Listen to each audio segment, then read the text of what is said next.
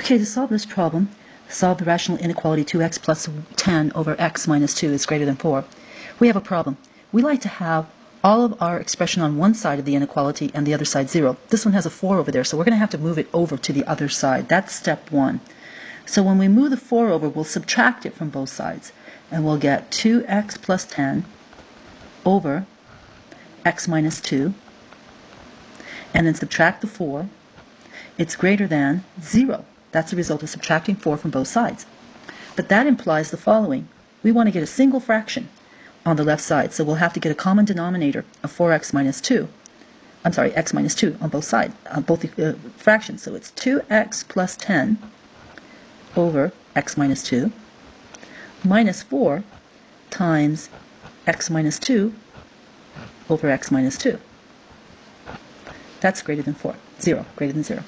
Okay, let's get rid of the parentheses, and that will give us 2x plus 10, and we can do this over a single denominator since they have the same denominator, x minus 2. We have a negative 4 times x, and a negative 4 times negative 2 is positive 8. All of that over the common denominator, x minus 2, and then we still have greater than 0.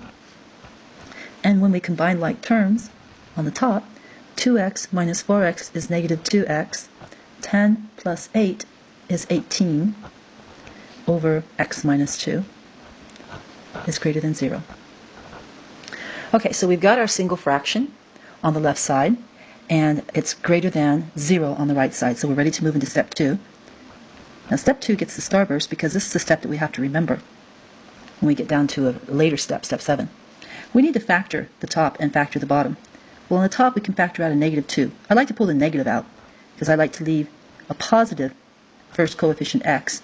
And let's see, negative 2 times negative 9 gives me positive 18 over x minus 2. That's greater than 0. Okay, so we factored. And what does it mean to say that this fraction is greater than 0? This means the fraction that we have on the left side is positive.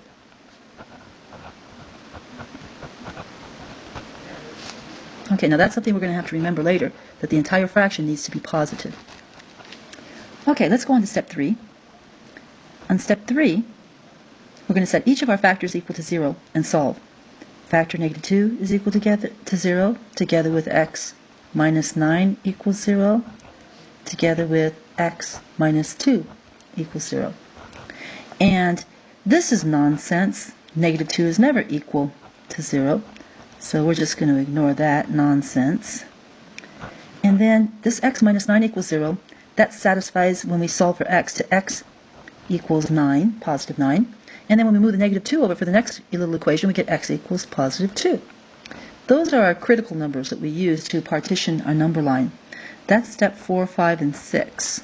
4, 5, and 6.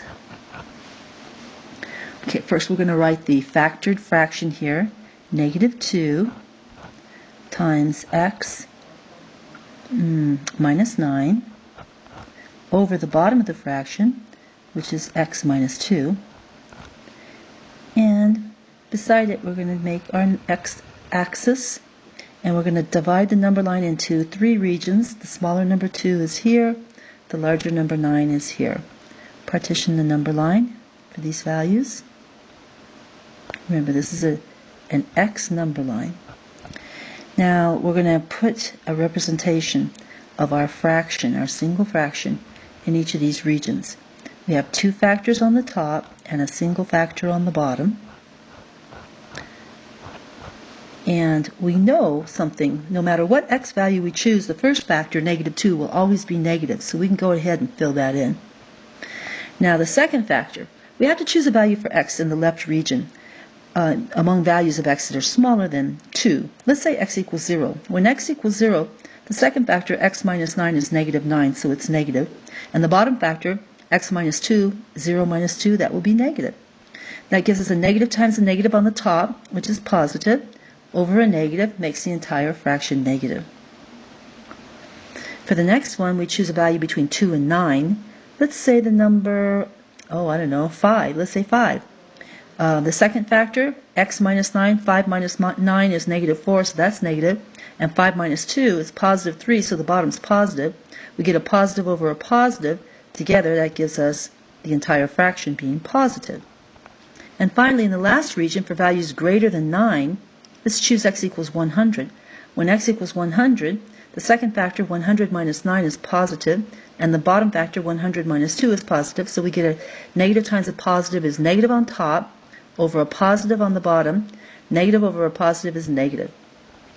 So that means in each of these regions, the fraction is going to be negative in the first region, positive in the second region, negative in the third region. Now we're ready to go to step 7. That's where we're going to go back and revisit step 2. Step 7 reminds us that in step 2, it said that the fraction, frac, has to equal a positive number. Okay? Now that is something we needed to remember because that tells us where we're going to shade, which region we're going to shade in this x-axis. We're going to shade only the regions that made the entire fraction positive. That happened in the middle, so shade everything in the middle between 2 and 9. And then finally, in step 8, we have to decide what we're going to do with our endpoints. The original inequality had an inequality sign like this. It had no equal portion in it. And when you have no equal portion, that means that you're going to exclude the endpoints. In other words, we're going to use round brackets instead of boxy brackets. Okay.